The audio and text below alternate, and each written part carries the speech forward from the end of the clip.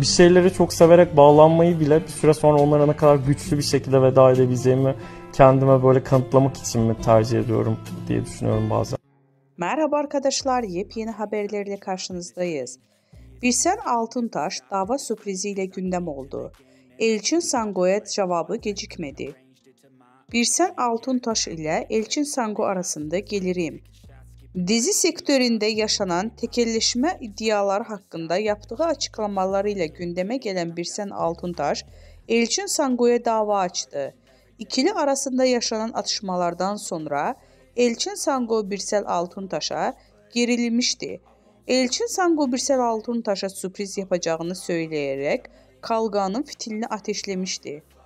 Daha sonra belgelerle konuşan Elçin Sango, bu durum üzerine iki sürpriz daha yaptı.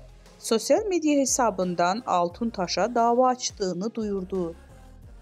Birsen Altuntaş'tan cevap. Ünlü oyuncu Elçin Sango dün sana iki sürpriz daha var diyerek Altuntaş'a dava açtığını ilan etmişti. Birsel Altuntaş seninle son kez muhatap oluyorum diyerek dava açmıştı. Birsen Altuntaş ise Sango'nun davası karşısında sessiz kalmayarak dava açtığını şu sözlerle duyurdu.